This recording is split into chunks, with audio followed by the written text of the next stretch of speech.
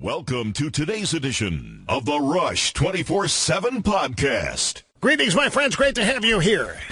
Eagerly looking forward to the start of today's program. Great to be with you. The telephone number, if you want to be on the program, 800-282-2882. And if you want to send an email, it's lrushmo@eibnet.us. You know, programs like yesterday can be frustrating for me because the news is breaking while the program is happening, and I simply don't have time.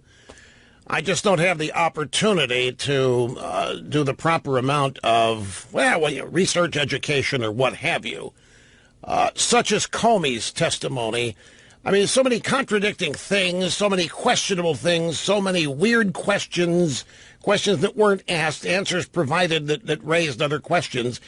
But there wasn't time to dig into it. So I left here frustrated as I could be yesterday because of that. So I had some time yesterday and last night to really get into this stuff. And I was really gratified. I have to say I was gratified because much of what I opined yesterday, particularly in the third hour of the program, was just knee-jerk reaction opinion. Well, knee-jerk's the wrong term, but it means immediate opinion based on what I was seeing. It was just rooted in my instincts, and I was gratified to learn that my record is unbroken. My instincts are unparalleled here. So we'll spend some time going back over some of these things to point out what I think some people might have missed and some of the glaring questions that ended up not being asked yesterday. For example, let me just give you an example. You probably think, based on what's been reported, whether you saw it or not, you probably think that there was some collusion between Trump and the Russians. That everybody thinks there was. They just haven't found any evidence yet, so the investigation is ongoing. And some of you, and I don't mean this in a negative way, but you're worried that there may be some guilt here that Trump is engaged in that you're going to find. They're going to find, and you're going to be, oh, no. And all this is based on the way this has been reported. And it's all the way the Democrat questions, which were not really questions, they were Democrat talking points yesterday. Over half of the questions Democrats asked Comey were just Democrat talking points designed to keep that lunatic base of theirs at bay. I also am more convinced than ever that what the Democrats were largely doing yesterday was just that, feeding the paranoid, insane Democrat base, because the expectations that there's going to be an impeachment of Donald Trump have been raised so high that the Democrat base will accept nothing less than that. And that's the pressure that everybody's operating under here, including, I believe, Comey. For example, we learned yesterday that the Obama FBI, this is very important here, folks. We learned that the FBI began to investigate the Trump campaign back in July for colluding with the Russians to rig the election. That was the Obama FBI. That was the Obama Department of Justice. That means that was Loretta Lynch, who was the Attorney General. That means it was Obama, who clearly would have been in the loop on it. Despite Obama's public statements that there's nothing there, that they couldn't have cheated, they couldn't have done this, that was for public consumption, but what was really happening was an investigation. It may have even begun before Trump got the nomination, but certainly it happened in the month of July because Comey admitted that it did. 7 months later, admitted to by Comey, there is still no evidence of any collusion whatsoever. None. And it was affirmatively stated by Comey and the director of the National Security Agency that there is zip, zero, nada evidence that the Russians tampered with anything to do with votes on Election Day or in the early voting at any time. None. There won't be any evidence because that would be impossible to pull off. Meanwhile, we know for an absolute fact that there was real, provable collusion between the Democrat National Committee and the Hillary Clinton campaign to rig their primary. We know without doubt, because of Debbie Blabbermouth Schultz and her computer at the Democrat National Committee, that the Democrat National Committee and Hillary Clinton sabotaged the primary in the Democrat Party to ensure that crazy Bernie Sanders would lose. There has been no investigation by the FBI of this collusion. There doesn't seem to be even any interest in the collusion between the Clinton campaign and the Democrat National, which involves computer hacks, folks. You might say, well, Rush, this is inter-party to involve Russia. It involves computer hacks. According to them, the DNC computer was hacked. We also know that the FBI repeatedly asked to inspect the DNC network, and they were refused permission to do so.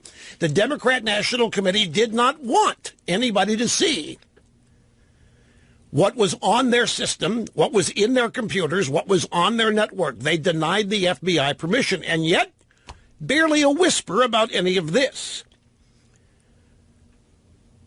Nobody in yesterday's hearings even asked the FBI if they're investigating that kind of clear collusion.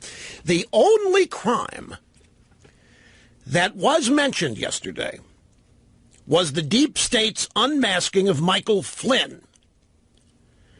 Again, to explain unmasking, I'm sure some of you, most of you know what it is. The NSA has surveillance on the Russian ambassador. The Russian ambassador has a phone call or two or three or four, whatever, with Michael Flynn. The NSA, therefore, knows what Michael Flynn said and what the Russian ambassador said. But Flynn was not the target. The law clearly states that since Flynn's not the target, what he says can't be disseminated. A special warrant would have to be granted, would have to be sought for them to take action on what they heard Flynn say. No such warrant, we have been told, or we have been able to find, exists. And yet, the deep state has released details of the conversation involving Flynn and the Russian ambassador. That's the unmasking. In normal legal circumstances, we're not even supposed to know who the Russian ambassador is talking to. He's the target. And if it inadvertently picks up conversations involving Americans, inadvertent is what predominates here, and it's not supposed to be used. It's not supposed to be disseminated. But it was, and that was the only crime that was actually mentioned yesterday. And on that only crime that was mentioned yesterday, the FBI director, James Comey, refused to say whether there was an investigation of that going on. He would not characterize an investigation. He would not answer yes or no because he didn't want anybody to know whether or not classified data, information had been discussed in any of these phone calls. So he said, no, not going to tell you. Didn't get permission. We also find out that Comey said that he sought permission from the Department of Justice to reveal the investigation into the Trump collusion with Russia. He made a big deal of saying, normally, we don't make public these investigations, but this is so important. This is so important that we sought permission. And it was granted. Yeah, well, Jeff Sessions has recused himself from all this. Permission was granted by an Obama appointee that's still the Deputy Attorney General at the Department of Justice, Dana Puente. A man. So Obama fingerprints are all over everything in this, which means to me that all of this is political, that very little of this is legal. And that's what was rubbing me raw all day yesterday while watching this and being hamstrung by not being able to, just didn't have the time to check things as they happened. Comey did not even say that there would be an investigation of the unmasking of Flynn. And yet he said he was announcing the investigation of Trump colluding with Russia because the public had a right to know. I guess the public doesn't have a right to know that they might be unmasked for partisan reasons if they end up being in a conversation with somebody the NSA is surveilling. Numerous other things were learned yesterday during all of this. One of the things that I mentioned, it dovetails here to the fact that we learned there's actually this investigation going on. And I made mention, this is stuff I said yesterday where the instincts were validated. Mentioned that the former Director of National Intelligence for Obama, James Clapper, had said unequivocally on Sunday show after Sunday show that he saw no evidence ever of any collusion between Trump and the Russians. And by the way, every media report has said, despite all of the other incriminating leaks, the incriminating speculation, every one of those stories from last October to the present, as mentioned in a small little paragraph buried deep down in every story, despite all of this, evidence has yet to be procured or found to actually prove them. I've actually said this in every story. They've placed that little paragraph so deep that they figure most readers will never get to it. But anyway, Clapper, no evidence, and the former CIA director, Morell, who was a Clinton supporter, Mike Morell, Clinton supporter, he was Clinton confidant at the CIA, they both said no connection had ever been established between Trump's campaign and the Russians. Now, one of the questions I asked yesterday was, how can they know that if there isn't or wasn't an investigation? This is key, because when Trump lobbed that little grenade that Obama had wiretapped him, all of these people jumped up and said that Trump was paranoid and being Nixonian. This is crazy. Obama didn't wiretap anybody. What do you mean investigation? So they've tried to say, despite all these leaks and all the use of wiretaps in headlines in newspaper stories, and despite all of the speculation, there was something deep and dark going on here. They say there's been no real investigation. Comey supposedly revealed it for the first time yesterday. Well, my question yesterday and remains today, how did Clapper and Morell know that there's no link if there's no investigation? That's not something that they would know just by getting up and going to work. Somebody bops in, hey, you know what? We can't find any evidence of collusion between Trump and the Russians. Really? You're looking for some? Oh, yeah, there's an investigation. Oh, sorry. How would they know? Am I making this clear? And how could, this is really key as well, how could Clapper and Mike Morell be so certain? How could they be? I mean, they left no doubt, both of them. Morell even said, yeah, because of what's been leaked, you can see the smoke out there, but there's no fire. There's not even a lit candle. There's not even a campfire. There's nothing. How do they know so conclusively? If there hasn't been any electronic surveillance. How can they possibly know? My point to you is that there has been an investigation, and it has used in surveillance, and it's the only way these people would know for certain.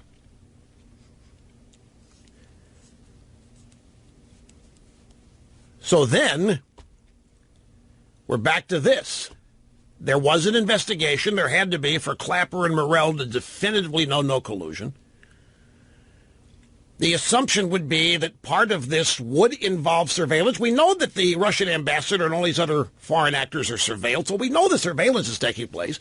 And we know there's probably more than Flynn that have been caught up in it. So, did Loretta Lynch know of any of this when it was going on? Did Obama know of any of this when it was going on? Were they made aware of it? Were they told?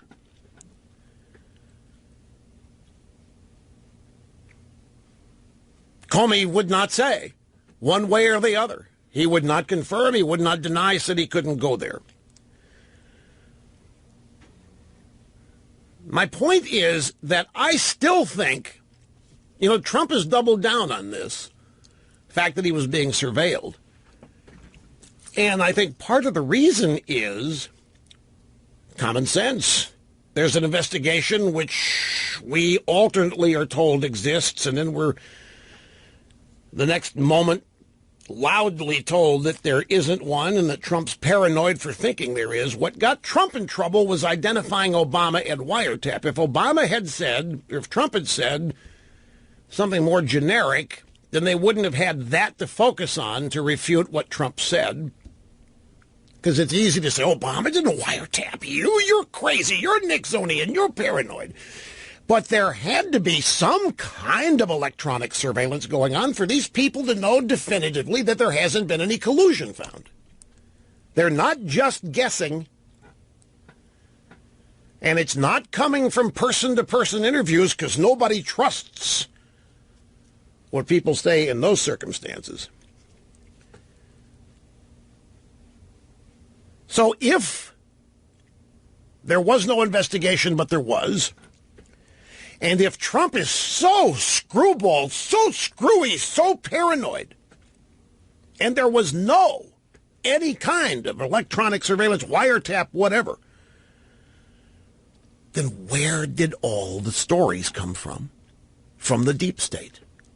Where did all of this stuff that was reputedly told us by intelligence sources who are speaking under the cloak of anonymity, where'd all this come from? They making it up? Were they just making it up as they went on, or was there something going on that gave them at least some foundation on which to base the lies and speculation? My point is that this is all out of whack. This is 180 degrees out of phase. They haven't found any crimes whatsoever. They're ignoring the crime, it looks like ignoring the crime of unmasking Mike Flynn, and we have no idea whether they're pursuing any of the crimes involving Hillary and her server and national security being released and this and that and the foundation. And that's why it looks all political to me. Anyway, Neil Gorsuch, great performance today. He's the first justice nominee, the very first, who has been able to get away with, quote unquote, telling liberal senators that there are no little guys, there are no big guys, there are no rich guys, there are no poor guys in court. This guy is mad.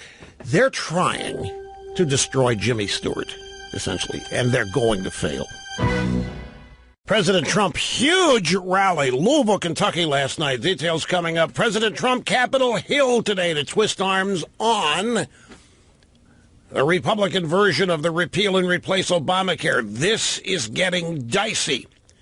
Details are coming up. We also found out, going back to the Comey hearings yesterday, we finally found out, I asked yesterday, when did this investigation start? What started this? And then we learned, he later said, July. You know what it was? Do you know what started this? That fake dossier. The FBI took it as real. The fake dossier, the one with the gold shower, the prostitutes supposedly being hired by Trump to urinate on Obama's bed in a Moscow hotel. The FBI went out and talked to the Brit who made that stuff up and wrote it in the dossier. That is what began this investigation. Fake intel is what led to this investigation. By the way, 97% of the members of the DOJ, Department of Justice, voted for Hillary Clinton. 97%. And probably just as many donated. We will be back. I just want to assure you that we are soon going to be getting into the healthcare mess. I mean, that's what, if you follow the drive-by news, I mean, if you read the news, you think it's a mess up there. Trump went up to Capitol Hill today to twist some arms and actually threatened some conservative members of the House that if they didn't go along with this, that he would see to it they didn't win in 2018. Some say he was joking. He's half joking.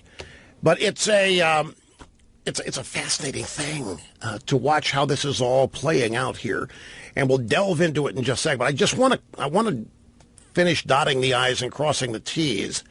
What happened yesterday with the with the Comey hearings. Because you know what I did? I took my own advice, folks.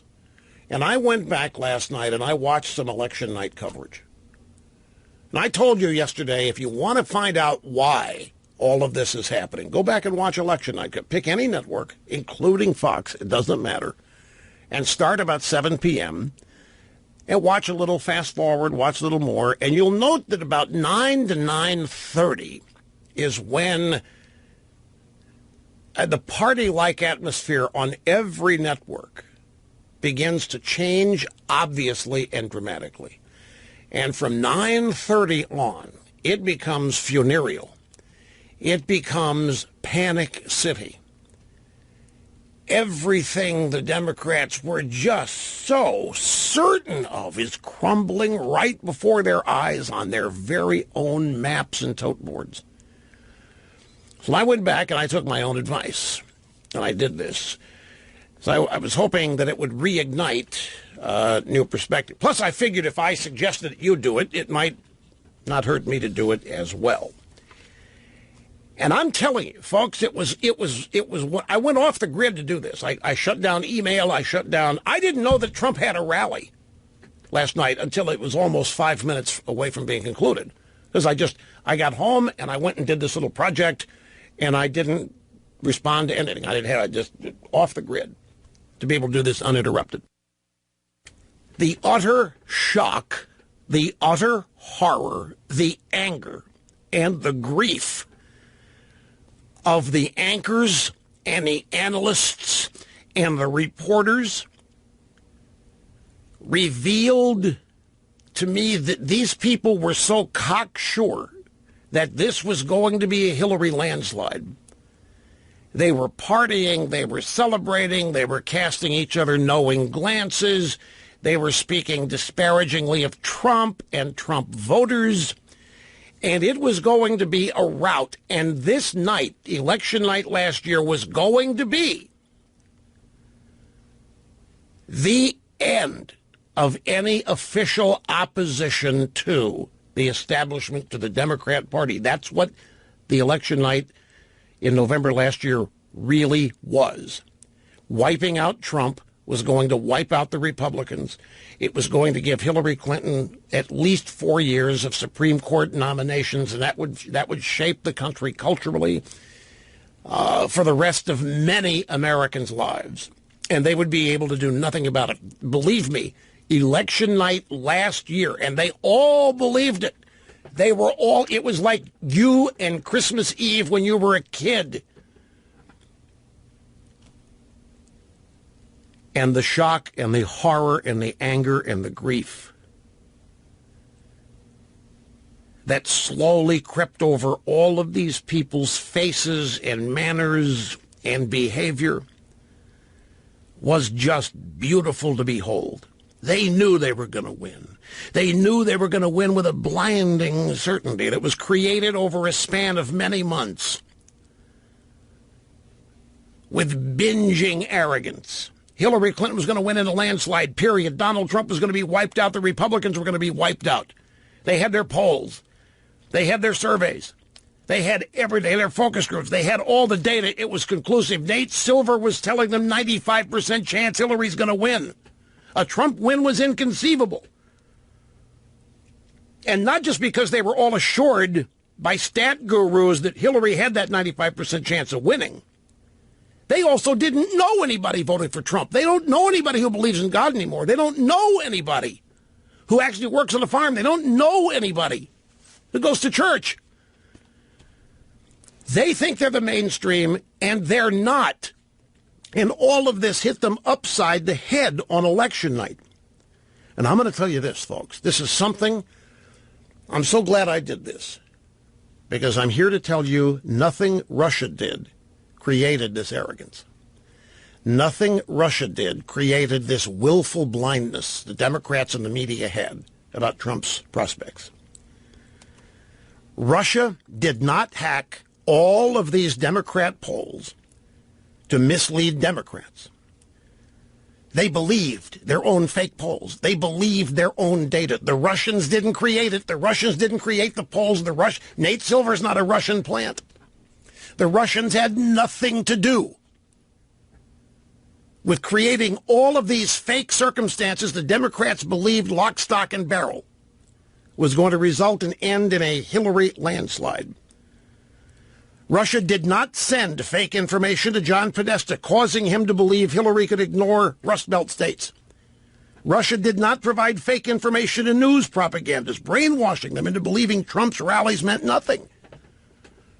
I even saw some people, those Trump rallies, the audience size at rallies doesn't mean anything. Russia had nothing to do with creating the Democrat Party mindset. They weren't even concerned about the Russians. They weren't concerned about a thing. In fact, for most of the Democrat Party's history, they have loved the Soviet Union and then the Russians, as they love all totalitarian regimes.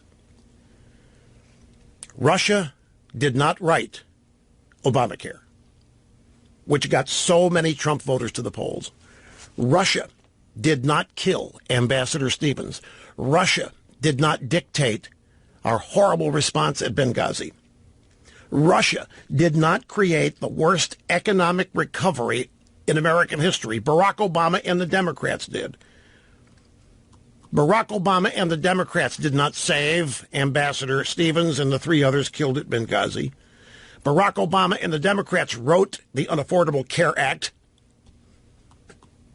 Yes, that's what it should be called, the Unaffordable Care. The Russians had nothing to do with any of this.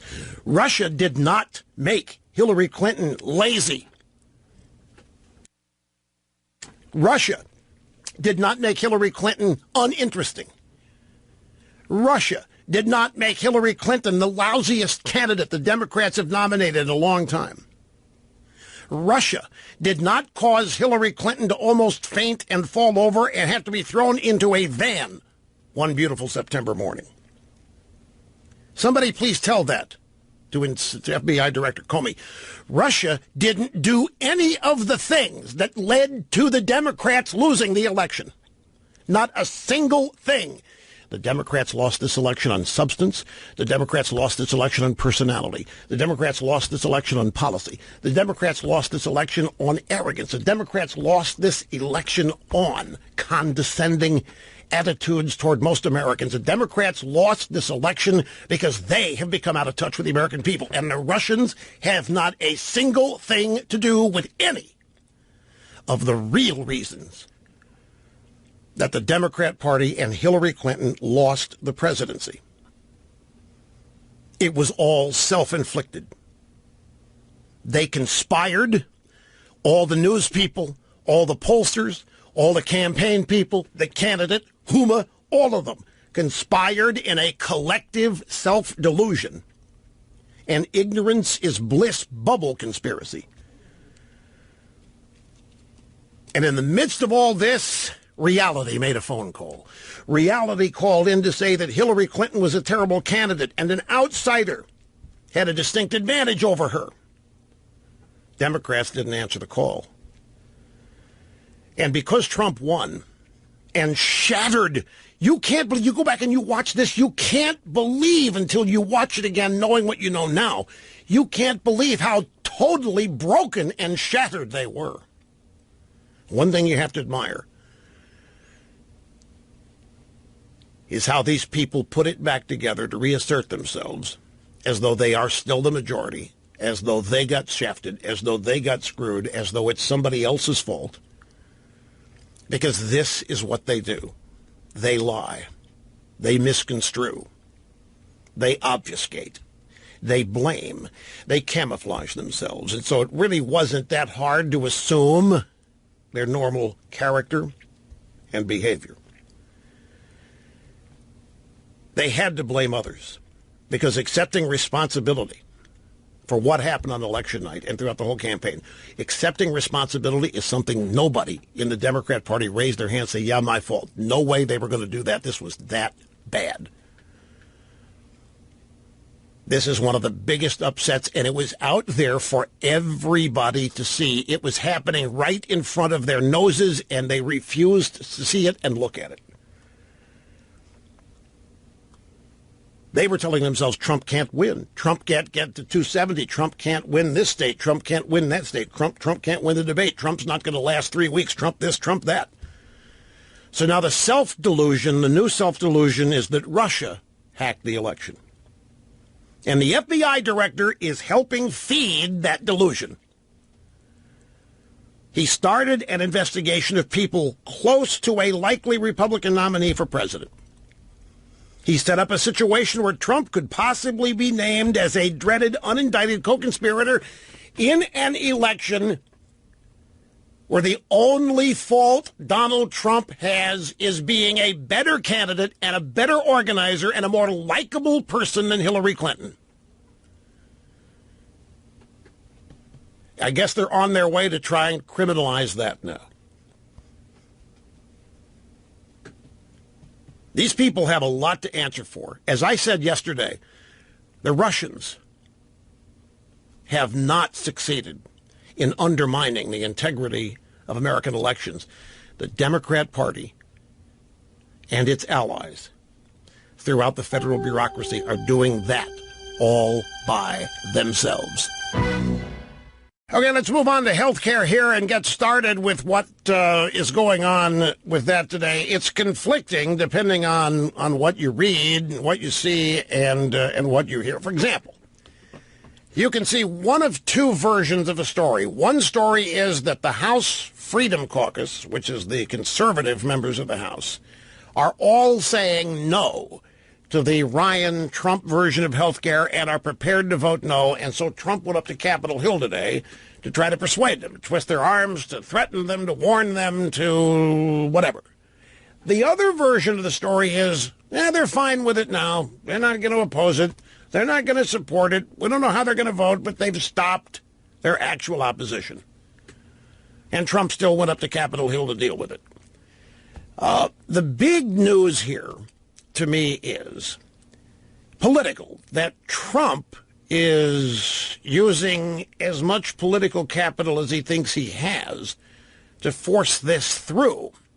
The problem, ladies and gentlemen, with this version of health care as it exists right now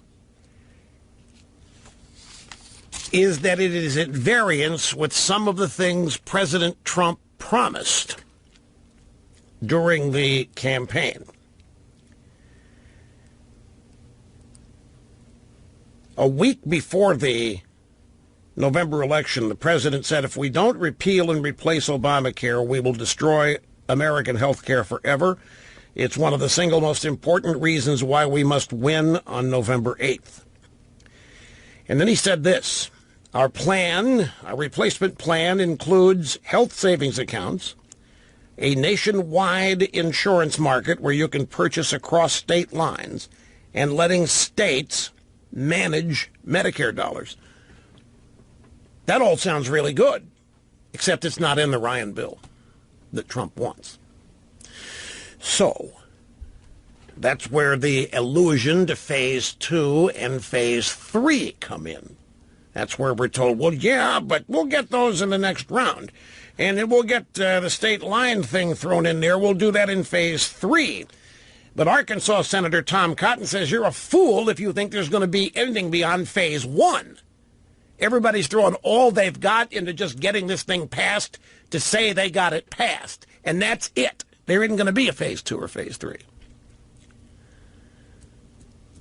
And then people are saying, it doesn't matter what the House does. The Senate's going to throw this down and vote this down no matter what, in which case that may be part of the strategy here.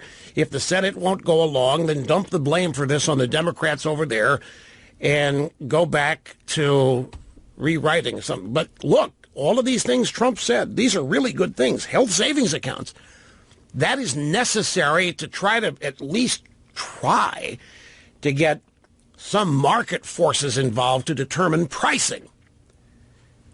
A nationwide insurance market where you can purchase across state lines. That's huge, and that's been a big promise of Trump's throughout the campaign. But in this current Ryan plan, as best I can tell, and I must be honest, I'm not sure I'm not going to say here with ontological certitude, as we sit here now, what's in this and what isn't. But in recent days, there were no health savings accounts in the Ryan version. There's no nationwide insurance market. That's phase 2 or phase 3. And the president also said something about Medicaid. He said letting the states manage Medicaid dollars, but that's not specified in the Ryan plan. Now, Republican voters, when they heard repeal and replace, they heard repeal and replace. Repeal means something. You throw it out. You just ditch it. Because what did the president say? It's the worst thing ever. It's an abomination. It's a disaster. It's imploding. There's nothing in it worth keeping.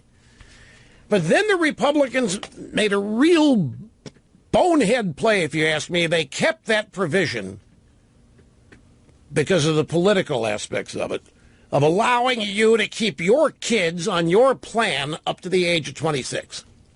Well, that's great politically, because your kids under age 26 probably can't afford Skittles, much less health insurance. But the problem with that is that age group is the precise age group whose money, i.e. buying a health insurance policy, was going to help defray the costs of actual health care for seasoned citizens. And Senator John Cornyn texted, yeah, you know what? You're right. We weren't thinking far enough ahead on that. You weren't thinking far enough ahead. It's 7 years here to be thinking ahead. You weren't thinking far enough. This is amazing.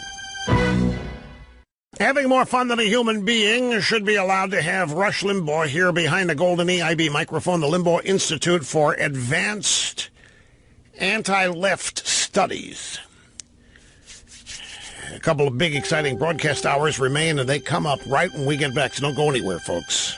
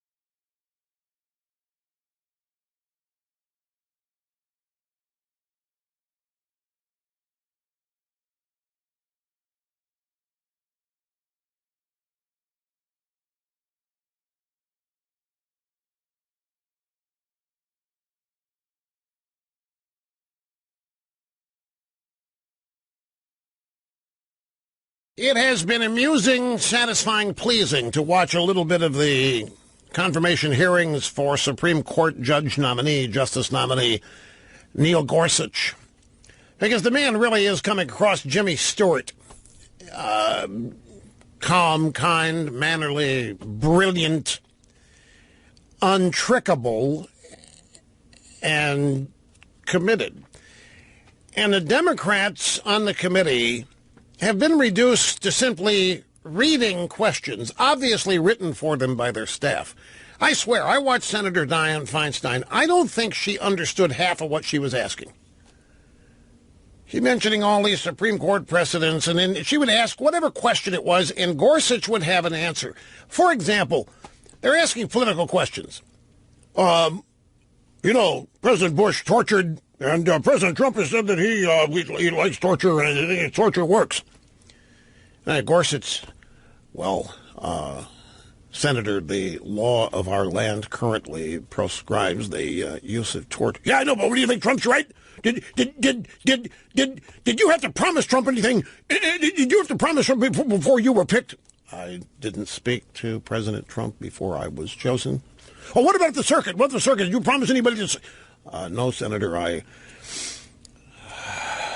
was not asked anything prior to being selected for either the circuit, appellate court, or the Supreme Court. What do you think about Plessy versus Ferguson and the precedent set by stare decisis? Senator, the law is my client. I do not do what you do. We on courts do not do what you do. We judges are not equipped to do what you do. We simply follow the law. Okay, fine. Let me ask you this. So they'd ask another question, and Gorsuch would just knock it out of the park with brilliant simplicity. Just common sense, obviously brilliant legal simplicity. Well, okay. All right, let me ask you this. And then back to their page where the staffer had written a question and read the next one. And Gorsuch would laugh and smile. Thank you, Senator. Oh, it reminds me of a story when I was blah, blah. He starts telling a story that led him to a particular life belief or legal belief or some such thing. And these senators are so used to intimidating, like making Alito's wife cry. They are so used to intimidating these nominees and forcing them to promise that they will not rule in certain ways. And Gorsuch isn't getting even close to giving them what they want. And the answers that he is giving, are unassailable. They don't know what to do with it. Because I frankly don't think, now I haven't seen all these, I've just seen Leahy and Feinstein, so I haven't seen, like, Senator Turbin is now taking his turn, and again, it's during the program, so I'm unable to follow that. But I watched a little bit of Feinstein and Leahy, and, Leahy was reduced to once again talking about how he likes to spend time under his apple tree up in the orchard in Vermont. Voice is a bit more gravelly than it used to be. Well, how about this? Feinstein was the worst. Every question, he'd bring up a case. Supreme Court president. He would answer it and basically tell her he couldn't. I can't answer that. Other than to tell you what the law is. Okay, well, let me try this. And she'd have another question. And he would nuke that, but didn't look like anything had been nuked. It just like, it made it look like these Democrats don't know what they're asking. And another brilliant, salient, and okay, let me try this. And she reads another question. There's no conversation taking place. The senators on the Democrat side are not discussing the law. They're asking gotcha questions. And Gorsuch is at least 2 times as smart as any of these Democrats, at a minimum, on the committee. For example, as I said at the beginning of the program, he is the first nominee that I can remember who has, quote-unquote, gotten away with explaining that there are no little guys, big guys, rich guys, poor guys in court. Well, of course, the Democrats, they don't think that. They think when you're a judge, you automatically rule against big corporations just because you do. And you automatically stand up and rule in favor of the minority because that's just what you do. And Gorsuch said, no, I don't even see that, Senator. I see a litigant.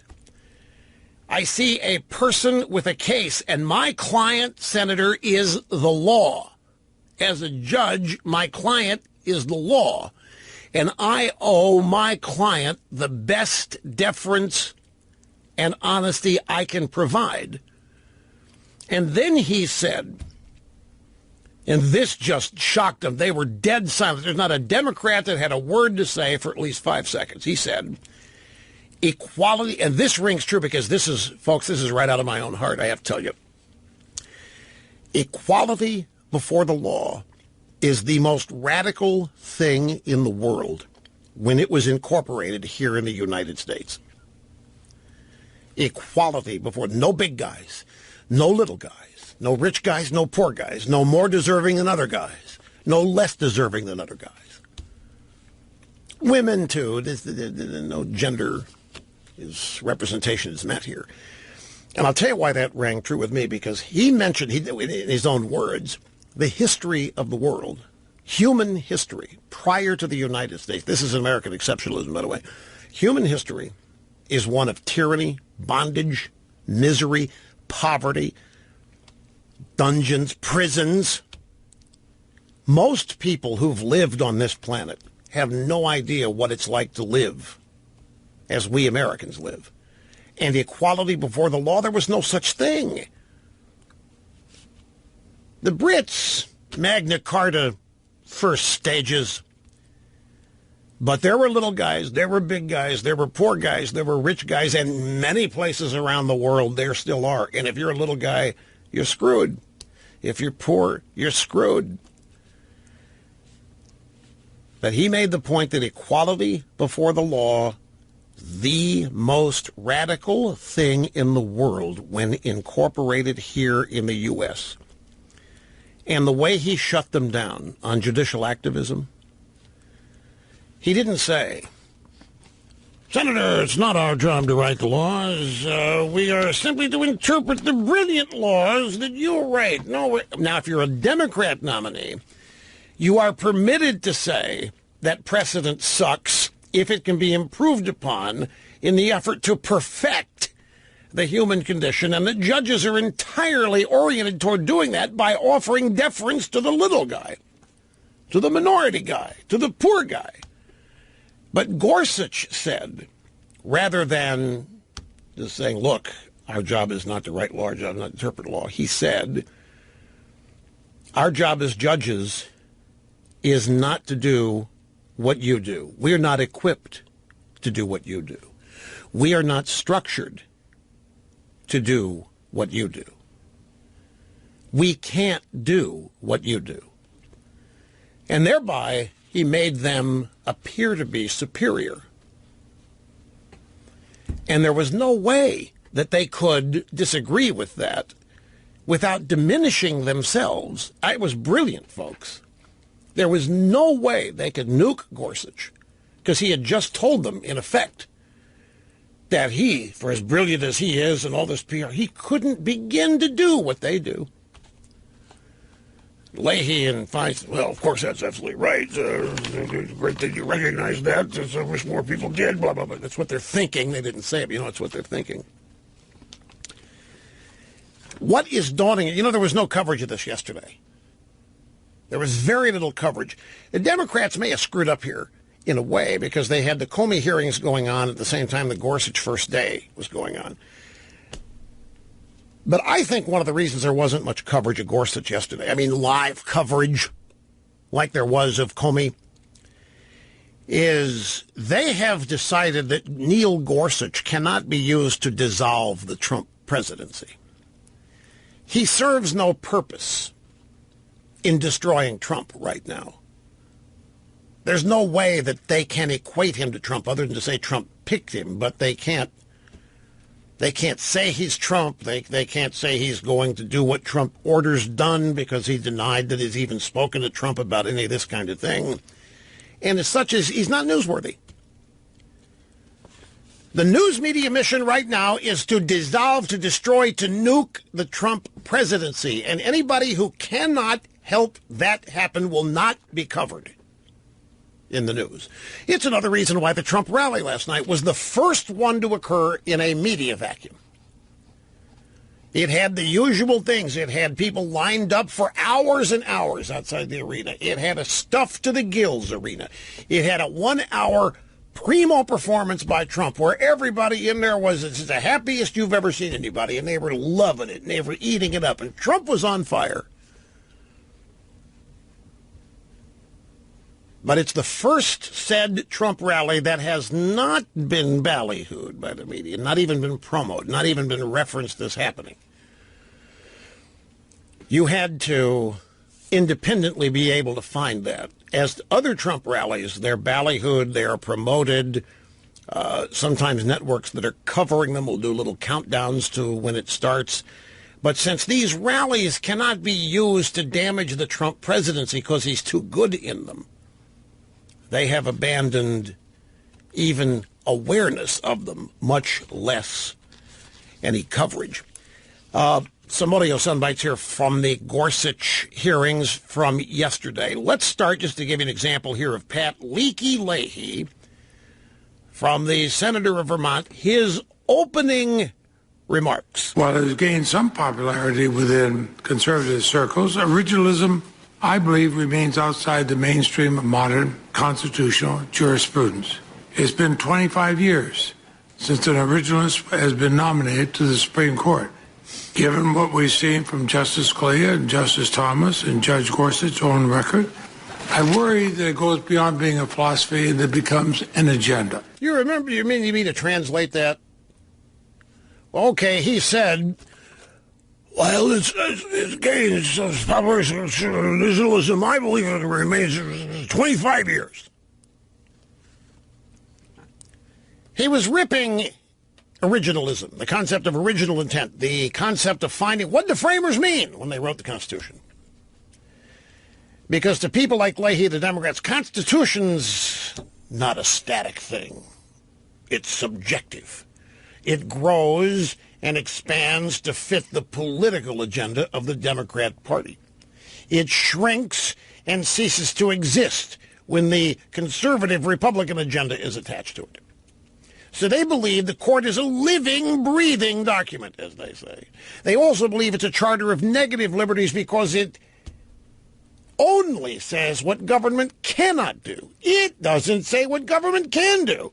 And that's not the mainstream. They are the mainstream, don't you know? They define what's mainstream, all the perversion they believe in and all the sickness they believe in and all the uprisings they support. That's what they claim is the main. If they haven't learned from last November that they aren't the mainstream, then we are standing in good stead here, folks. If they still believe that they're ruling the roost, if they still believe that the sick stuff they believe is what dominates American culture as the majority of American thinking, then they're still fooling themselves. Paul Bedard in the Washington Examiner a couple of days ago, anti-Trump media. By the way, this actually comes from Senator Lamar Smith. He did a study. Senator Lamar Smith did a study of media. He's chairman of the House Science, Space, and Technology Committee. He said, how can the media be considered mainstream when it doesn't represent a majority of the American people? It's more accurate to use the term liberal media, which, of course, we all agree with. In an interview, he pointed out 91% of Trump campaign coverage was negative. 96% of media campaign contributions went to Hillary.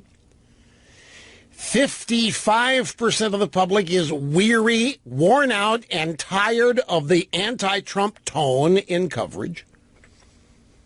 Lamar Smith said it's the most biased media I have seen in my lifetime, and he said he's blaming that for keeping Trump's approval ratings low.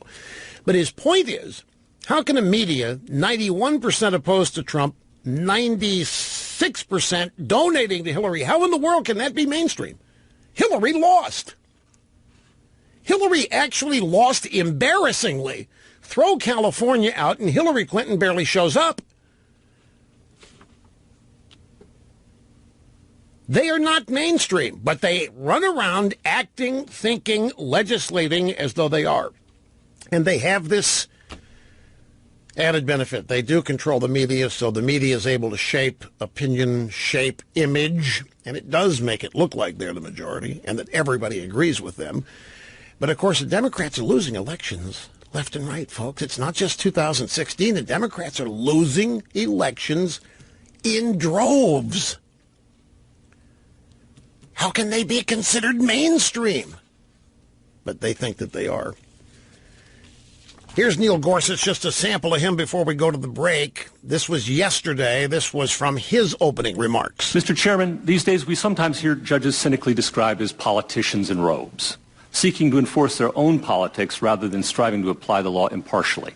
But if I thought that were true, I'd hang up the robe. The truth is, I just don't think that's what a life in the law is about. Sometimes the answers we reach aren't the ones we personally prefer. Sometimes the answers follow us home at night and keep us up. But the answers we reach are always the ones we believe the law requires. And for all its imperfections, I believe that the rule of law in this nation truly is a wonder, and that it's no wonder that it's the envy of the world. Brief timeout. We will continue right after this. One of Leahy's questions to Gorsuch, he read an opinion that Scalia wrote about something. You agree with what Scalia said? Oh, Senator, I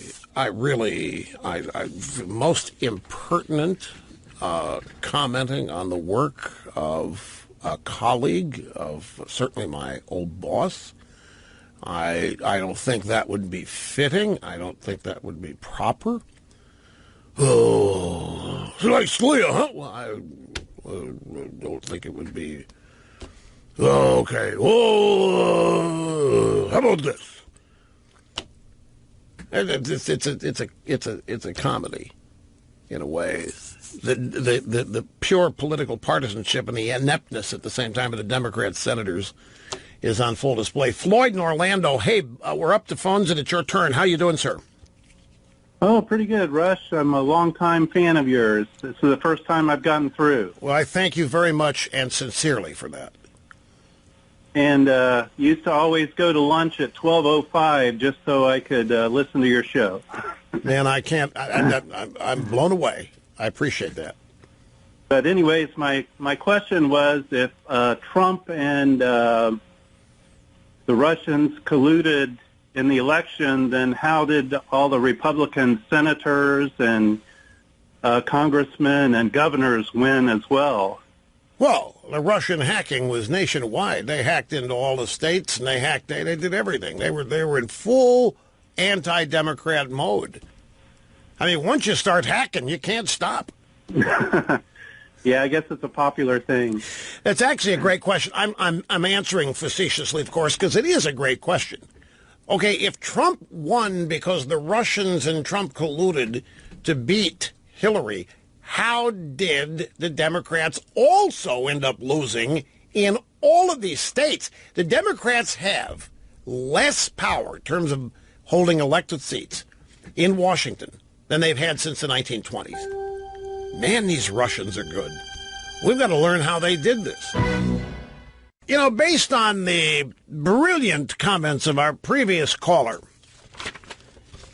if the Russians hacked the election and in order to damage Hillary, how do they explain all the Republican wins in the Senate as in the House in all of the states?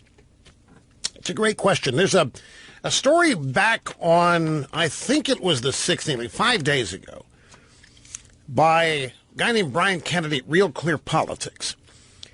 And he addressed the literal substance of the claim that the Russians wanted Trump to be president as opposed to Hillary. And his point that if the Russians were actually picking a president that they would prefer, the last person they would choose is Trump. And here's a portion of his piece. He said, never in the last 50 years have the Democrats believed that the Soviets and the Russians are even capable of doing bad things to the United States. And let me expand on that. I realize many of you are alternately new to the program or young and really don't remember the history of the Cold War, United States versus the Soviet Union. Your experiences with the Russians and Putin, but going back to the 60s, 70s, 80s, Cold War era, where the Russians were the Soviets, the Soviet Union, and Soviet expansionism, worldwide communism was the objective. You may not have any perspective on it, but back in those days, the Democrat Party was the biggest friend the Soviet Union had in the United States. And I'll give you just one example, although there are countless. The Soviets were attempting to establish a client state, Nicaragua. And they had their Soviet-sponsored communist leader there, a guy by the name of Daniel Ortega. And there were opponents in Nicaragua called the Contras. They were the modern equivalent of freedom fighters. They were attempting to prevent their country from going communist. Nobody in their right mind wanted communism anywhere. People died. Walls were built to keep people in. There was no liberty. There were political prisons. It was poverty-stricken. No matter where you found communism, you found people living in poverty, living in fear, living with no liberty or freedom whatsoever. The biggest friend that Daniel Ortega had in his effort to establish a Soviet client state was the Democrat Party, and particularly in the House of Representatives, but it had its share of senators too. Now, one of the leaders of the House back then was a guy named Jones, and he was from Oklahoma, Democrat. He went on to run the American Stock Exchange in Chicago. I think his name was James Jones, but I don't want to confuse him with Jim Jones of that cult that drank the purple Kool-Aid on their way to the mothership. This guy and Fort Worthless Jim Wright, congressman from Texas, a guy named George, some Californian guy, I'm forgetting his name now, but these people were all supportive of the Soviets and of Ortega. Daniel Ortega would come to the United States and would be escorted around Manhattan on a shopping spree by the trio, Peter, Paul, and Mary. I remember a photo of Daniel Ortega being walked into a department store to buy sunglasses with Peter, Paul, and Mary. Is a popular figure, much like Che Guevara was or Fidel Castro. And Reagan was supporting the Contras and doing everything he could to oppose the establishment of a Soviet client state in our hemisphere, in Nicaragua. Well, the short version of the story is that Ortega, after surviving a vote in Congress to defund the Contras, flew off to the Soviet Union one day. After a big win in Congress for him, he flew off to the Soviet Union trying to get $500 million to bring back. And the Democrats wrote him letters saying, don't embarrass us like this anymore. You don't let us vote for you and then immediately run off and palsy-wowsy with the Soviets.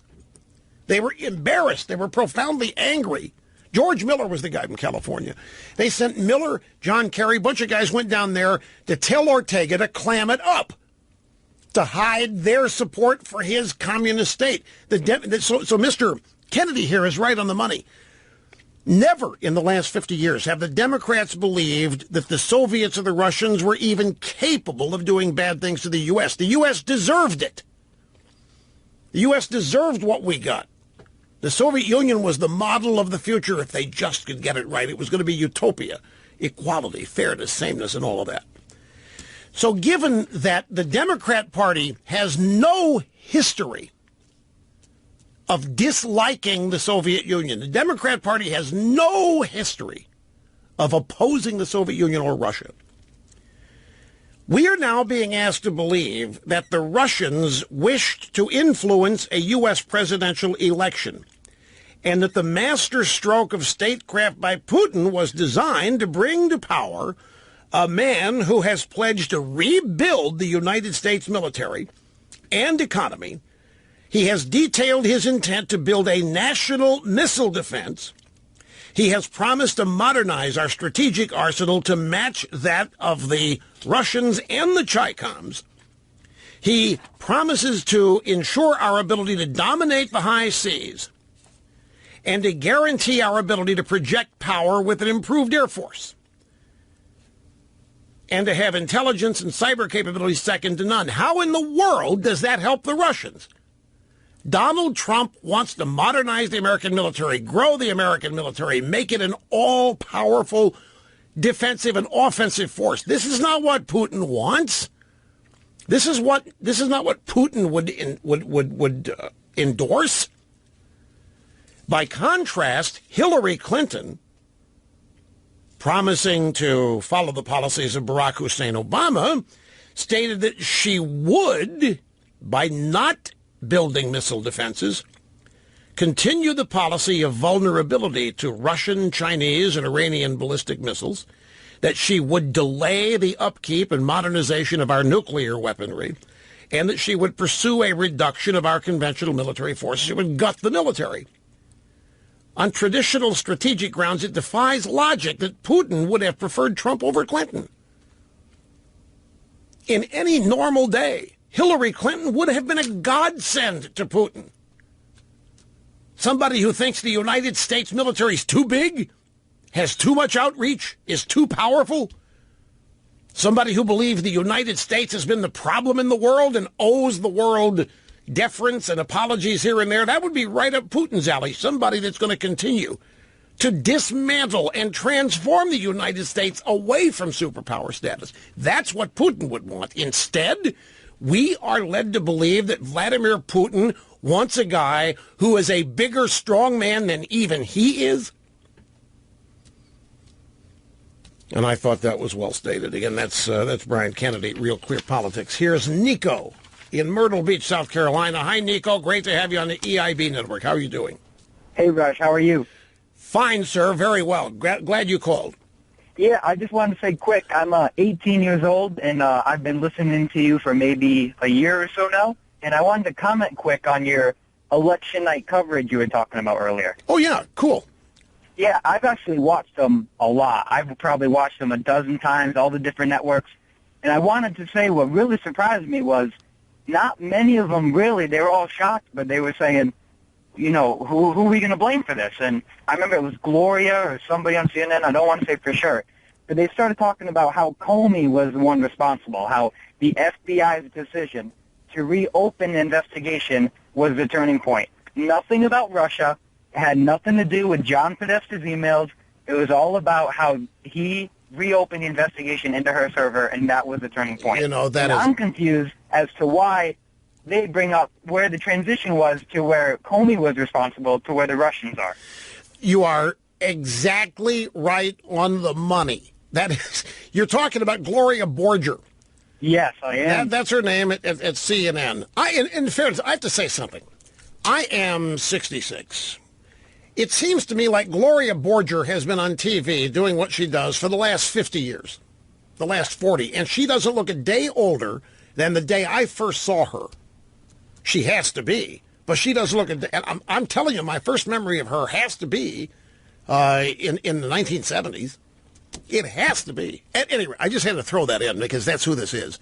But she's not the only one. They were all blaming Comey. They wanted Comey's scalp. They were blaming Comey for going public with the investigation of Hillary and her emails, even though he didn't choose to indict. He still destroyed her. And then they did it again in October, claiming they had reopened the investigation because of Huma's husband dalliances there with the underage babes on Instagram or what have you.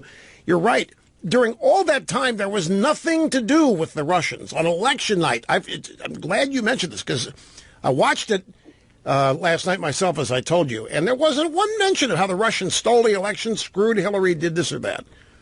They were all looking for excuses, and of course they didn't blame Hillary, they blamed Comey, and they blamed the American people who fell for Trump's trickery and that kind of thing. But you're right, not one mention of the Russians until after Trump won, that's when the machine work began, put into place to come up with a theory to explain what was going to be an automatic landslide win. Yeah, so I just wanted to say thank you for all that you do. You do amazing work, and I look up to you every day. I try to listen to you all the time, and especially with this college atmosphere I'm in, you got all these liberal professors trying to shove their teachings down my throat, and I just wanted to say thank you very much. No, it is I, Nico, who owe you thanks. I'm gratified that you're out there at age 18, been listening for a year, and this is a major contribution to the program you've made, because that's something that, you know, when I'm watching the coverage last night, I heard it. I did not remember to mention it, so it's fortuitous that not only you tried to call today but got in, because that's a very important thing to remember, is that they were all blaming Comey, who they now love, by the way. What's the dynamic going on there? They hated Comey. They wanted Trump to fire Comey. They didn't think Trump would fire Comey because they thought Comey was doing Trump's dirty work, and that's why Comey is still there. Now all of a sudden they love Comey. Has Comey decided he'd rather be loved by the Democrats and hated by the Republicans? Is that the path of least resistance for him? There's so many questions about what's going on here, folks. And the problem with it is that we have now a sacred, supposedly sacred area of our government, that's law enforcement, that has now been corrupted by left-wing politics as well. It's obvious. Nico, again, thanks much. We will be right back, my friends. Just a quick Gloria Borger research. She's 65, and I'm telling you, she doesn't look a day older than when I first noticed her 30 years ago. I didn't, but here I found out some interesting stuff. Her son is married to Marianne Huntsman, who is one of the daughters of John Huntsman Jr. Not that it means anything, it's just interesting little trivia here. The Huntsmans are supposedly Republican, supposedly conservative Republican, and Borger's son's married to one of those Huntsman daughters. And then this, my friends, from the John Podesta. That reminds me.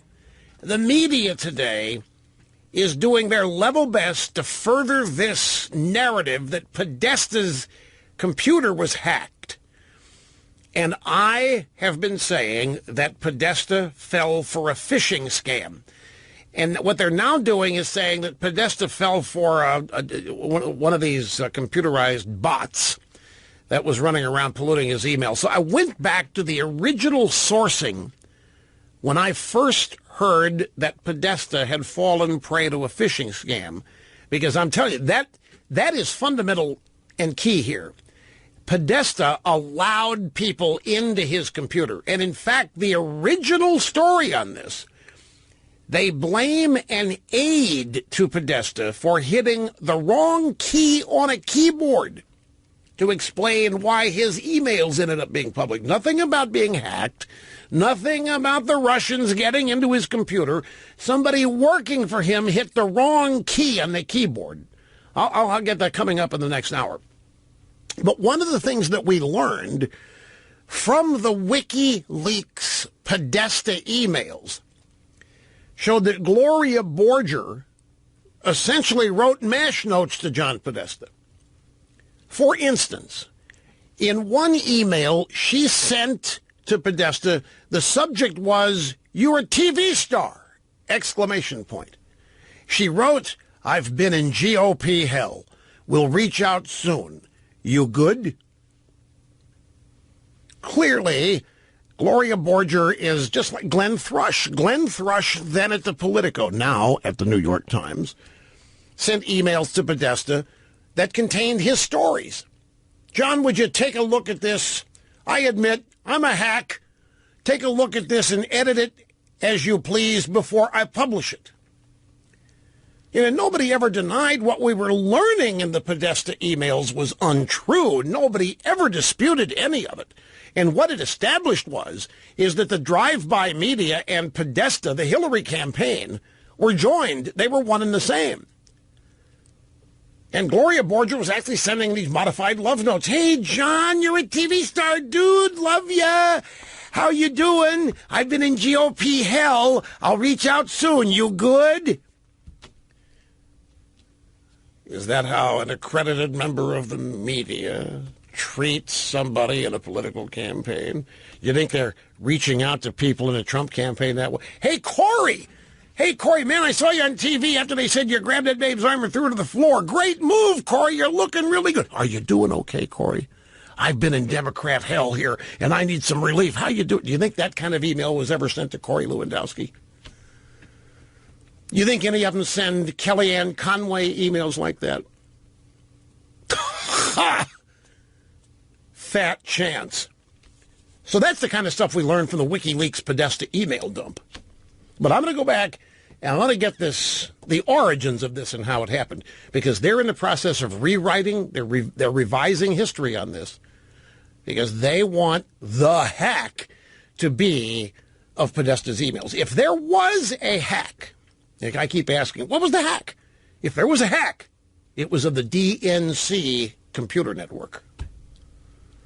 But that's not how we got the Podesta emails. The hack of the DNC computer network is how we learned that the Debbie Blabbermouth Schultz was working with Hillary to sabotage Bernie Sanders. That's what we learned from that hack. Yeah, of course. We have some more on the health care thing going on. Trump going up to Capitol Hill today, twist the arms some Republicans, what this is really about. The Gorsuch hearings continue. Sheldon Whitehouse is trying to pin Gorsuch down on what he thinks of campaign finance reform and spending, and Wendell Anschutz, not Wendell, Philip Anschutz.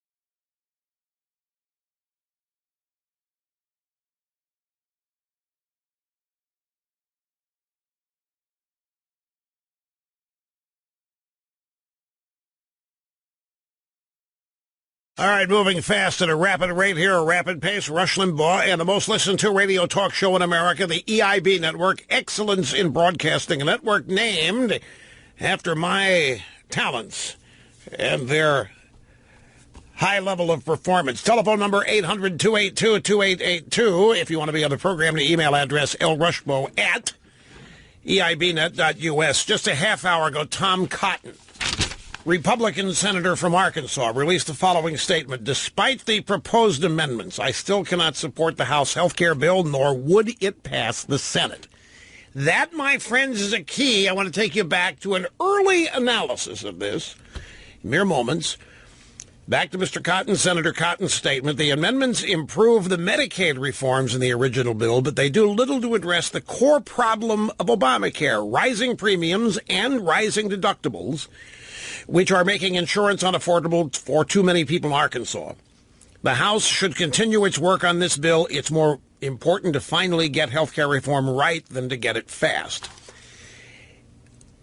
In trying to figure out what all is going on with this, we cannot forget the politics of this.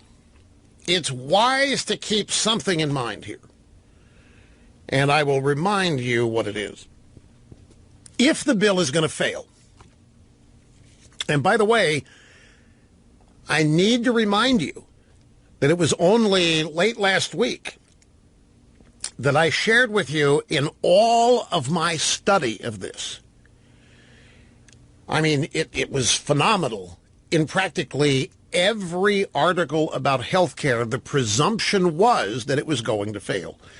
It was not that it was going to fail because Trump's not good, Trump doesn't know Washington, Trump doesn't know this, Trump. It wasn't that. It was just the overarching theory was that it was going to fail. It was on that basis, under those auspices, that every story seemed to be written about it. And it gave rise in me to a suspicion that this might be an objective, is to have this particular version of the bill fail. But the key to that, if that's the case, is that it fail in the Senate. It must get out of the House. If it doesn't get out of the House, and this may be why Trump is so eagerly pushing this, a lot of people think that Trump bit off too big a bite here for his first major legislative achievement. That because this thing is so complex and so complicated and so convoluted, at least as it's represented. You know, a great question is, well, okay, if we repeal it and just do nothing, what happens? That is a great question. What then would take place? And we can explore that here in just a second. But if it's going to fail, it better not fail the House, because if it fails the House, guess who gets blamed?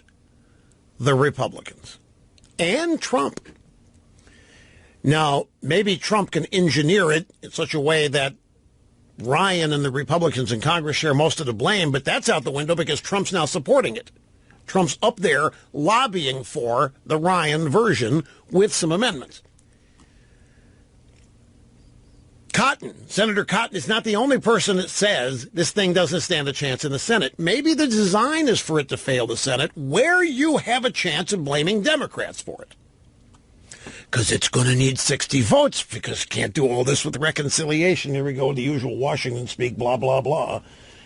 So it's going to need 60 votes. If it doesn't get them, you blame the Democrats, and you go back to the drawing board. Now, that is kind of bad, because I hate, strong word, I dislike intensely the objective of failure. But sometimes the weird way politics works is that can actually result in something better. But this is so convoluted here that it defies, I think, expert political analysis, because there seem to be a bunch of conflicting motivations for getting this done with this bill right now. For example, you hear everybody now starting to say, if we don't get this done, you can kiss tax reform goodbye. And a lot of people would really prefer tax reform to happen than this. It's a close race. But repealing and replacing Obamacare was a huge promise, a huge part of the Trump campaign. You know why? Because a majority of the American people want it gotten rid of. So whatever status it now has, the conventional wisdom is that it's going to fail in the Senate. But if it comes out of the House, it passes the House, the Republicans can say they took action, they repealed, they reformed, they replaced, did whatever, and then we can have arguments over the actual substance of the bill. But there's a faction in politics that thinks the objective is met if you just pass it. To heck with what's in it, just pass it. This is where Trump enters the picture. That's not Trump. Trump's not typical politics. Trump's successes are not going to be measured by whether it passes or not. Trump is up against a different standard, his own. His standard as an outsider, his standard as somebody who doesn't mess around with the way Washington usually works. He's going to drain that swamp. He's going to fix it. We're going to get this done. We're going to get it done right. And we're going to have the best health care bill. It's going to be a winning health care bill, the best health care bill any country's ever had, the best health care any country's ever had. And we're going to get it done. Now, to that aim, Trump went up to Capitol Hill today to start twisting some arms about this. And he really zeroed in on the Freedom Caucus, the conservative bloc in the House of Representatives. And he went up there to really, really urge them to pass his plan. And according to reports from certain journalists that we tend to believe, Trump's desire for this to pass is not primarily for what's in it, but because of the political necessity and the importance to him personally that this thing pass.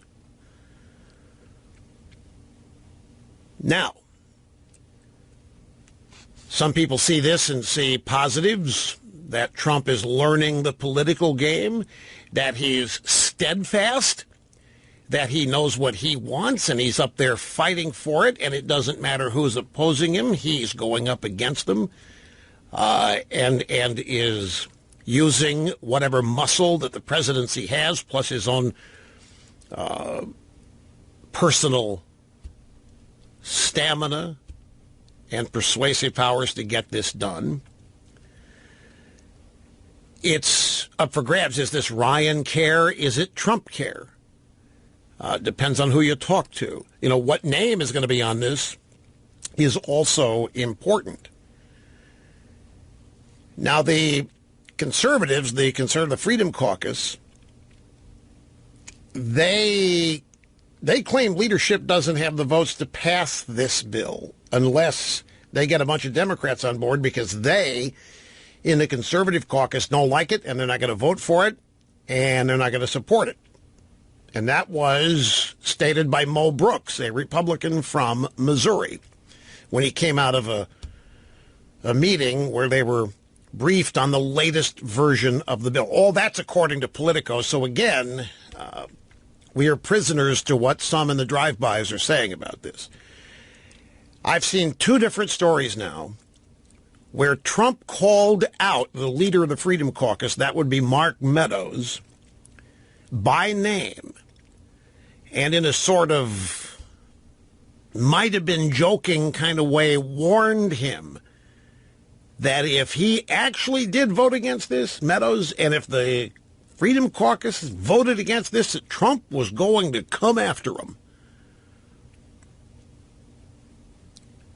So a lot of people now claim this is the first ideological test for conservatives of the Trump era, and it is Trump versus them. The conservatives, will they hold fast? Will they refuse to support the bill because it isn't conservative, because it doesn't contain the promises that were made? For example, there's nothing in this version about eliminating insurance companies' restrictions by only selling in certain states. And Trump promised to get rid of that restriction, and that insurance companies could compete in every state. That's not in this bill yet. That's for phase 2, phase 3. Senator Cotton doesn't believe there's going to be a phase 2 or phase 3. That's just smoke and mirrors. You better put in it what you want right now and go for it, because there isn't going to be a second attempt and a third attempt. So we're back to what, if you want this to lose, and I'm not saying that's what Trump wants. I think it'd be easy enough to find out, and we will in due course. But if this thing is going to lose the Senate, if that's what all of the intel says, regardless, because the bill is not going to be sufficiently changed to satisfy, say, Senator Cotton. So there's at least some Republicans in the Senate are going to vote against it. If it's going to fail there, this is just me. I'm not part of this world, so I don't know whether this is practical or not. But if it's going to fail, you know what I would do? I would write the perfect bill. I'd put everything in it that you want and make sure that if it goes down to defeat, that it's the Democrats going down. I wouldn't wait for phase 2 or phase 3. I'd put everything in it. I would genuinely repeal it, start from scratch with a rebuild, put all the things that President Trump promised in the campaign in this version of the bill, and go for it. And make them vote against it. Look at 2018 looms. You can't take that out of no matter what kind of reformer Trump is, no matter how big an outsider is. There's still some realities, and that is all these guys run for re-election in less than 2 years. And a bunch of senators do. And the senators that are up, 25 of them, I think, are in deep trouble already because they are, maybe it's total 25, another 25. A lot of them are in red states. Trump won handily, so it'd be very risky for them to vote against it if they want to be reelected. Put that pressure on them. You know me, I love bold. Be bold. Go for it. The election returns were all about going for it. But then the unknown, or I should say the unseen aspects of this, way over here, who they are begins with a capital D. They are the donors. And what do they want? And that has a lot to do with what individual members of the House will do and try to do. So there are a lot of hands in the till. There's so many intricacies here. What do you do with the Medicaid expansion? You know, the governors out there accepted the Medicaid expansion. Now you're going to pull that away 2 years early. That wasn't supposed to happen until 2020. Now you're going to take it away from them in 2018. These governors have been promised federal money to help them out here, and you're going to take that away? You can't do that. That's suicide. That's political suicide. Who says you can't do it? So much of politics seems predicated on what you can't do. And it seems to me we have a president who violated as many can't-dos as anybody ever has, and he won. Well, you can't do it that way. You can't say that. You can't do it. And he did all of those things, and he won. And in the Electoral College, he won handily. 31 states in the Electoral College. So I defy anybody to be able to tell you with ontological certitude where things stand, what's in the bill, what's up for grabs, what could be changed. You know, there's even arguments about who can amend and who can't, and what can amend and what can't be amended and so forth. It's still really, really fluid. But the one thing that seems common in all these stories, you tell me, Mr. Snerdley, if this is what you... The thing that seems common is that Trump wants this now.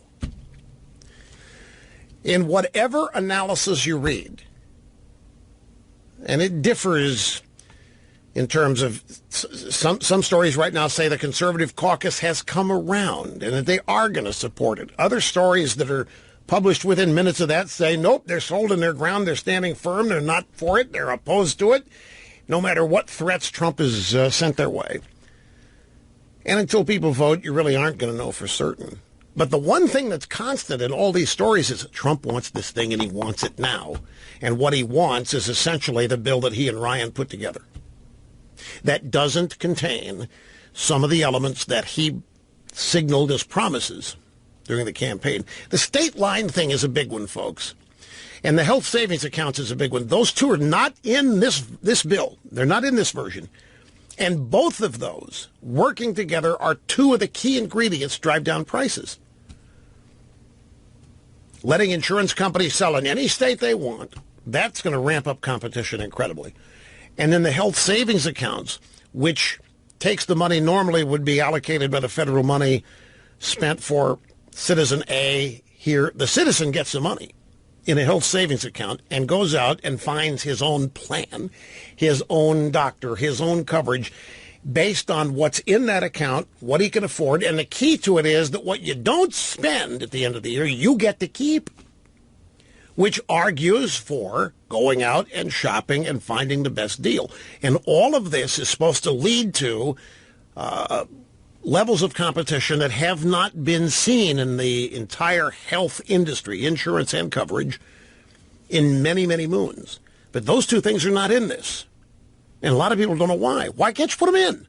They were the big fundamental promises during the campaign. They are key to promoting competition, which gets us started anyway on the process of maybe bringing some prices down and making them more sensible. And the answer you get, well, it's phase 2. It's phase 3. Right now, we've got to repeal Obamacare and at least have something up and running to replace it. Because the argument also was, well, wait till 2018 or 2019 to even replace it. Just repeal it, let it sit there as it is.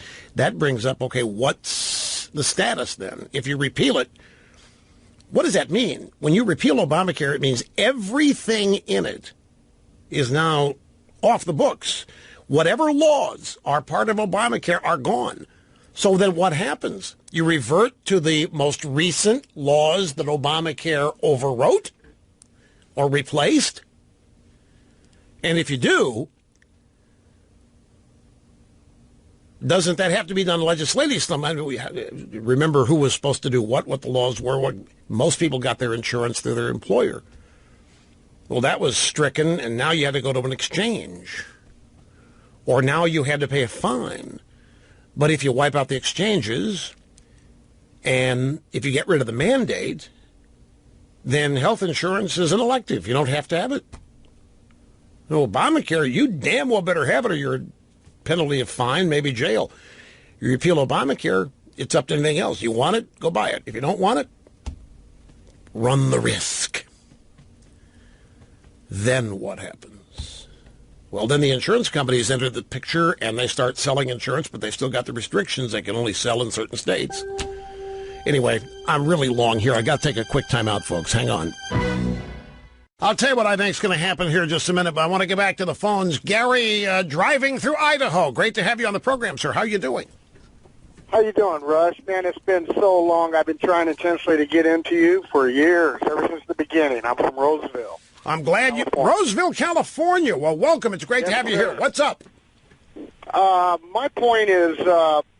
I can remember when campaigning and, in our natural elections, used to be a lot more wholesome and traditional. And, life itself has become less wholesome and traditional in our values and stuff. And this whole thing about the collusion of the Russians, there's no collusion. The only body colluding is the Democratic Party themselves. This is all they could come up with. Their strategy has just been nothing but fueled by hate. And it's just my point. They've strayed away from natural, wholesome. I mean, back in the past 30 years ago, we would have candidates might pick something at their opponent, but it was just maybe on a difference of opinion on their policies or something like that to persuade their voters. But if it wasn't for this, it's going to be something else, and it will be, because they're fueled by hate. And they're constantly going to come up with something to shoot down the conservatives or the Republican Party. That's their motive. That's their whole goal. And it's just a prime example here what we have with the collusion, made up propaganda that didn't happen. It never happened. And if it wasn't for this issue, it's going to be something else. And when this blows over, there will be. I assure you. You know that, and I do. Right. Okay. So what he was getting at here is that he thinks this is going to bomb on the Democrats. He thinks people are fed up with this finally. It's why Trump won. People are fed up with this stuff. They're not falling for it anymore. That people who voted for Trump do not think that he worked with Putin, and they're insulted by all this, and they're fed up with it, and the Democrats are continuing to hurt themselves. I think that's right. And we stick with the phones here, and I'm going to tell you what I think is going to happen here in just a second on health care. But Michael in Monterey, California. Hey, Michael. Are you happening to watch this HBO series that takes place in Monterey called Little Big Lies or Big Little Lies? No, I'm sorry. Actually, I don't have HBO on cable, so Go figure. That's a great question. Well, I actually can't blame you for that, but well, I was in Portland while they were filming Portlandia, so or whatever that show was. So, but in any case, I've been a listener really since the beginning. I lived in Sacramento, a couple of times over the years, so I certainly know your background. But I got to say too that it is the great Hall of Famer Howie Long that actually got me really hooked on you a number of years ago, back in the early 90s. So thanks to Howie. I didn't know if you knew that. Wait a minute. Howie Long? Yes. Got you hooked on this show? How did that happen? Well, I was actually an executive chauffeur in Los Angeles for a company called Music Express, and Howie was a person we had to pick up to take to a show for Roy Firestone. And I was listening to country music, and Howie said, "Wait a second, we've got to change the channel here," and he switched to you. So. Oh no, Howie, I'm sorry. Oh my gosh, I'm just irreparable damage now to Howie. Oh no. No, Howie's a great guy. At least in my experience, he was pretty great. So, no, I totally understand. It's just that now, poor Howie. Poor Howie. The only thing he can say now is, "Yeah, well, that was then. I gave up on this guy years ago." He can save face. I suppose. I mean, Howie's in the Hollywood community. He can't be out there saying that was very brave of him to tell you, the driver, to turn this show on. Oh, yeah, but now, granted, that was in 1991. It was the year that he actually broke his arm in the playoffs, if you remember. So, yeah, so it's a long time, but, there was just as much pressure then as what Tim Allen had been talking about.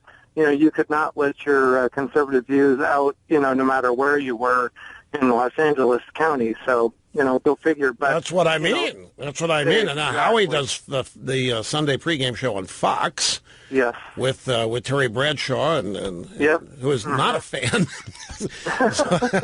The only one that could get away with canning Terry, as a matter of fact, they did a little scrimmage on the show. This was quite a number of years ago, and Howie actually knocked Terry over. Terry decided he was going to play center, and that's another story. But in any case, you are. It's more than talent on loan from God. I got my ex-wife hooked on you a number of years ago. She still listens to you, and other people as well. But, you said it during the election or during the campaign, the drive-by media couldn't ruin Trump or couldn't destroy him because they didn't make him. Right. And they still don't know, I don't think the media or what I call the Democrats know what they're up against at all. This guy's a winner. I think he's misguided on this health care bill with Paul Ryan. But, that's unfortunate. I think they're going in the wrong direction. They're not delivering what they promised, at least where this is concerned. So I think he's being influenced by people, as strong and strong in ego and personality as the president has. I think he's being, influenced a little bit by some people in his administration. Now, wait, hold it a minute now. Hold it a minute. I need to ask you about this. Because I can tell, as a Trump voter, you admired his independence. You admired the fact that he was a doer and a winner, and he listened to people, but it was his way that things were going to get done. And now you're not the slightest bit disappointed that the Republican leadership in the House... No kidding. I'm not disappointed. I don't think I'm disappointed in Trump so much. What else is new with Paul Ryan? Paul Ryan's doing the same thing that John Boehner did, Yeah, but didn't you think Trump was going to stand up to these guys and tell them how things were going to be, not them telling him how things were going to be? I know. It's completely turned around. It's sad, but I think that he still has the gumption, the president that is, to get to turn things around. But they're doing the roadshow like they did for Obamacare, and now they're threatening people's seats so they don't vote for it. These are tactics even going back to George W. Bush. With the whole basically weapons of mass destruction. Yeah, well, that and what else is new, and this whole thing with Comey is upsetting. I mean, the tables have turned, but they don't. I think you pointed out on your website that they don't like Trump because he's questioning everybody, but they were going to try to ruin the election for Hillary supposedly, but she just, like you said, she just ran a bad campaign that took people for granted. They just thought they were the shoo-in that they weren't, and I go back to the days, when you were basically fighting the Clintons' corruption during, President Clinton's 2 terms. And so, what else is new? Hillary has not changed. They have just as much involvement with the Russians than they supposedly think Trump's people Right. did. Okay. But look, we're glossing over this, and I think this is a big deal. And I just want to make sure I understand this. You're a rabid Trump supporter. You're a loyal Trump supporter. You believe in Trump's ability to get things done. You believed it during the campaign, and you thought that's what he was going to bring to Washington. And by the way, he has. He won this thing with Merkel. He's won this thing with NATO. He won the thing with TPP. He's winning everything he's tackling on. The media doesn't report it, but in terms of substance, Trump is winning everything. But this doesn't look like it. This looks like Trump is letting Ryan dictate the way this is going to be. And you seem to be saying, well, yeah, it disappoints me, but I still love Trump and it isn't going to matter. Is that right? Do I have... No, and I wouldn't describe myself necessarily as rabid either, frankly. But loyal. Loyal. Well, yes, because I followed his career. I've read all of his books. I know exactly, I think, what the man is, but I think that they're going in the wrong direction. The health. Well, I know that's the point. You think he's a winner. You think that they don't know who they're dealing with, and yet the Washington establishment, the way this appears, as we sit here at this moment in time, it appears that the establishment's desires on health care are carrying the day. And it appears that Trump wants this thing simply to say he got it done. Because what's in this does not contain a couple of the key things that he promised. And I don't mean this in a political promise sense. I'm talking about substantively. When he was talking about Obamacare substantively, about why it's bad, about how it could be improved, these 2 things, the health savings accounts and making insurance companies able to sell in every state, getting rid of the state lines. Those are 2 key ingredients that are not in this as we sit here at this moment in time. And so this is why people are writing about this today the way they are. It's the same story about, what do you call this? You call this Trump care? Do you call it Ryan care? Look, it is patently obvious that this thing, whatever, it can't fail the House. That, in a political sense, can you imagine the heyday that the entire establishment would have, including the Republican establishment, if the bill, because Trump's fully behind it, if this thing goes down in the House, can you imagine what they're going to be able to do with that news-wise? And then let's add something to this. I happen to know a lot of people who are upset because they wanted tax reform. Tax reform for a lot of people is the first and easiest way they're going to have more money in their pocket. And they believed the promises about this. They believed that Republicans believe in tax reform. The Republicans have been saying so for the last 7 or 8 years. Tax reform, get rid of Obamacare. The Republicans' excuse has always been we don't have enough power. Well, now they've got it. And now they're hedging. Now they're hemming and hawing. And a lot of people, it's easier to get a tax cut than it is to go out and get a new job, new career, big raise. So there are a lot of people, just because they want to have more money, want this tax cut. And it is now being held prisoner to health care reform. And here's how. The Obamacare repeal and replace, as it's being touted, saves a lot of money. Theoretically, this reform reduces a lot of the spending.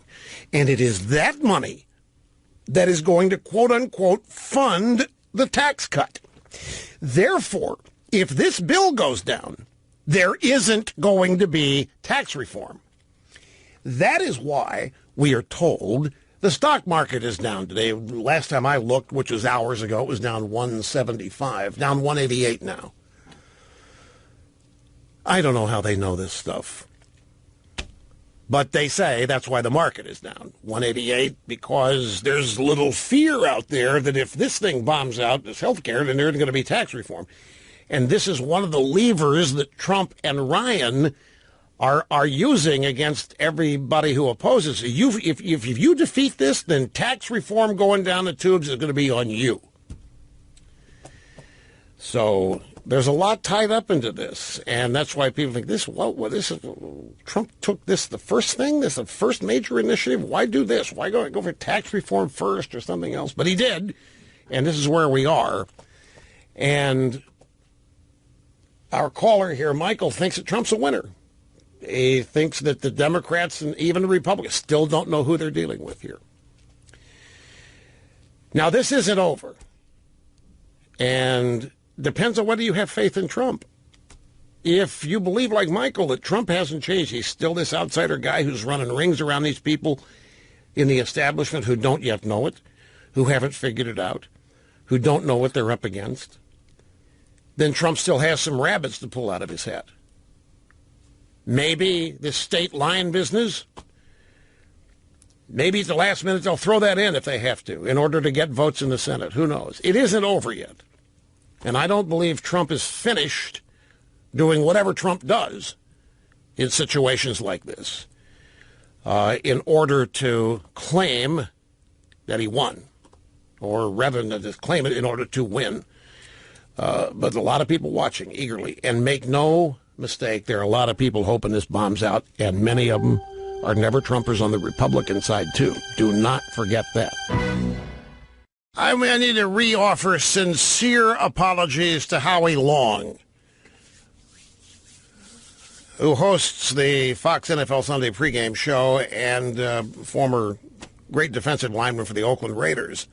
Our previous caller mentioned that he was turned on to this show as a limo driver. Picked up Howie Long one day, and there was something else on the radio, and Howie told him to change to this station, this show. That was 1991. And Howie, if I'd have known you're going to be outed that way, I would have done something about it. I appreciate how he listens to the program, but the career he's in, the place he works, this is going to do great damage to his image. No sweat off our back here, no harm. I feel bad, Howie. I really hope it doesn't end up hurting you. The safest thing for Howie to do would be to say, yeah, that was way back then, but not anymore. Or maybe Howie says, hell yes, I listened and I still do, and screw you. And that's the way he played football. Okay, what's on tap for tomorrow? We're going to have Mike Pence, the vice president, here at the top of the third hour tomorrow. And I didn't get to the evidence and proof that Podesta was not hacked. And by the way, this evidence comes from the drive-by media itself, so I'll lead off with that, or I have it very early tomorrow. We'll have that. And some follow-up points on this whole Russia collusion, Trump-Comey thing. And whatever happens between now and then on the Gorsuch hearings, confirmation hearings, Supreme Court, and tons of other stuff that's happening out there. We'll be making an effort to get to a lot of it. So we'll see you then, folks. Thanks for being with us today.